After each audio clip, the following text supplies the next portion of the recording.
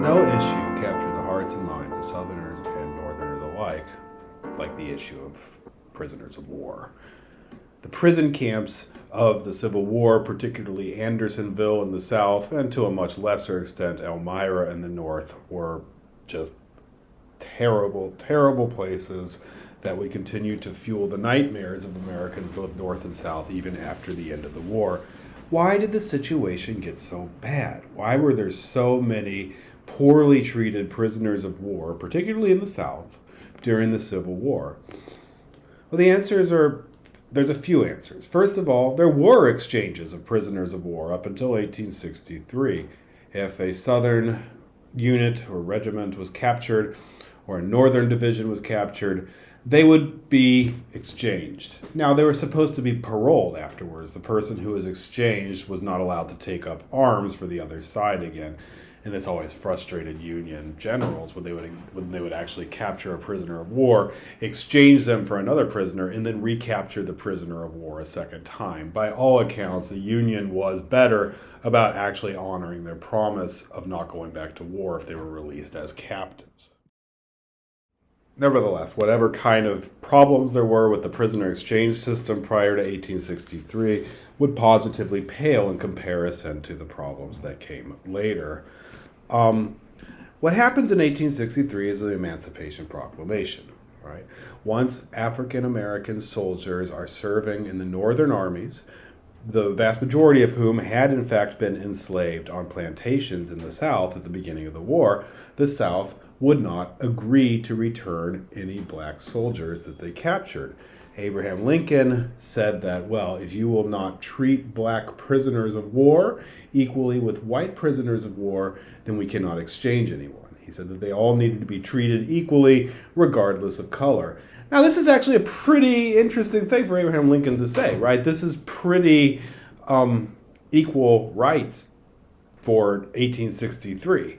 But Abraham Lincoln nevertheless stands by this position. In fact, some historians, revisionist historians who've looked at this have said that maybe Abraham Lincoln was not so magnanimous in his racial thinking as we had originally supposed. Perhaps he recognized that the Union had more manpower than the South, and that whatever prisoners, Southern soldiers were taken prisoner would hurt the Southern armies more than they would hurt the Northern armies. Northerners who were taken prisoner would hurt the Northern armies. Why? Because there were so many more men who could fight for the North. But this is a pretty cynical view, and it's very hard to imagine that, especially once some of the images and ideas about what was going on in the South and these prisoner of war camps got out, that Abraham Lincoln would have refused to aid them. Almost certainly it was the issue of the black captives of war that Lincoln insisted that they be exchanged, and Southerners said that as a point of pride, they would not return captured black soldiers. They said that, of course, that they were enslaved and they would be returned, but also the fact of the matter is, and we've seen this before in this class, black soldiers were at much higher risk of being tortured or killed mercilessly by the forces of the Confederacy.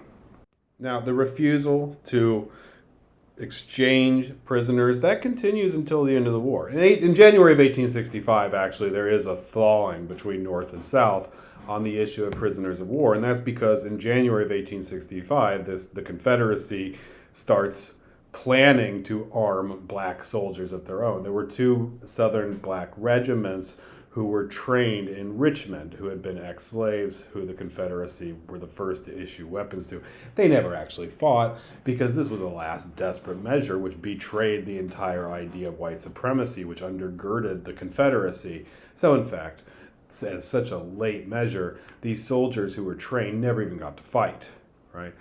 But up until that point, Confederates absolutely would not recognize black Union soldiers as equal in terms of exchange. They would not exchange them back to the Union Army. As a result, nobody gets exchanged at all, right? And the prison population, both North and South, remember, these are huge armies that are fighting each other. They just start to fill up with prisoners. Andersonville, which was supposed to hold 10,000 men, but it actually ended up holding 30,000. right? So Andersonville in Georgia was supposed to hold 10,000 men and ended up holding 30,000 men. There wasn't enough food. Remember, this Confederacy, there were bread riots because the Confederate idea of nationalism, that they were white patriarchs who would, take care of their dependents. Women were not being fed, and the government couldn't help them, so women started rioting for food. There was just not enough food in the Confederacy, right? Robert E. Lee had a hard time feeding his army as well. So how do you think Union prisoners did?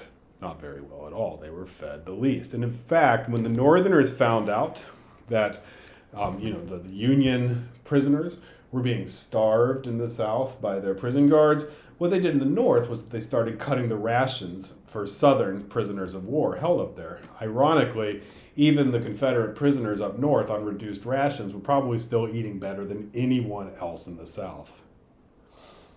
So in any case, these prisoners, not only are there so many of them, they are living in squalor. They are living in filth with open latrines. There's a deadline that if you go walk past this line, a guard will shoot you down. That's where the word deadline comes from.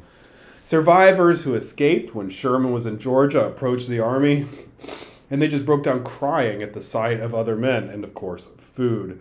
The Confederates didn't feed their own army, much less Union prisoners. At the end of the war, prisoners who were liberated from Andersonville and other Southern prisoners pulled on the heartstrings of America, and they are truly some of the most horrific images to be captured during the Civil War by this novel art form of photography. The commander of Andersonville, Henry Wirz, was executed as a war criminal. Interestingly, with the rebirth of Confederate nationalism and Reconstruction era and Ku Klux Klan era South, Wirz is now sometimes seen as a hero, and there was a plaque for him in Georgia. In the election of 1864, Democrats in particular tried to make the prisoners of war a political issue in the campaign, showing that the Republicans who supported this war as long as this war continued, more and more men would suffer, more and more men would be held in death traps in these prisons in the South, and only through ending the war or negotiating a peace could such terrible carnage be ended.